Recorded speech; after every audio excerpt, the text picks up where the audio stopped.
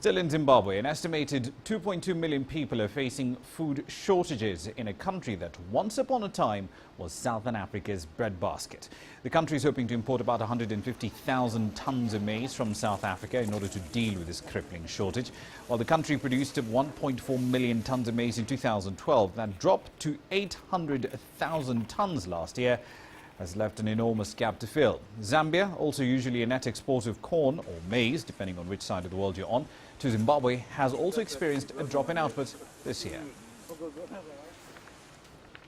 Now then, let's get you a little more analysis on this matter. David Orr is the spokesperson for the World Food Programme in Southern Africa. He's live in our Johannesburg studios right now. Thank you very much for your time this evening, sir. In late December, the World Food Programme had roughly half of the funds it needed to deal with the crisis in Zimbabwe. How much have you raised between now and then? Is it adequate, or do you need to still raise a bit more?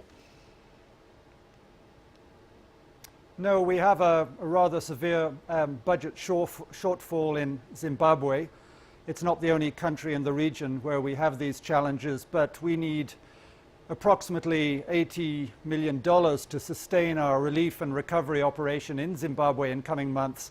We've got about 20 million of what we need, so we are severely underfunded. Indeed. 60 million, of course, being the gap in question. If you did get the money, where exactly would it be spent?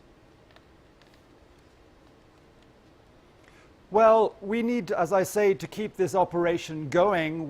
As you say, there are more than 2 million people who are currently in need of food assistance there. It is the height of the so-called lean season. This is the period before the harvest, when household food stocks are getting severely depleted. We're reaching maybe 1.2 million, approximately 1.2 million people at the moment with food assistance, but we've had to cut back our rations in recent months.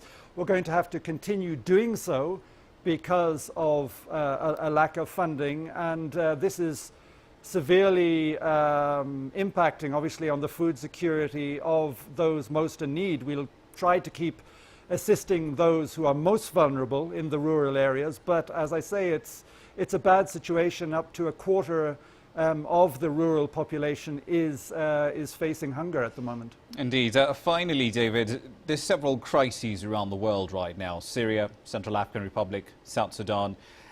Is donor fatigue part of the reason why the World Food Programme doesn't have the funding it needs right now? I think this is certainly an element.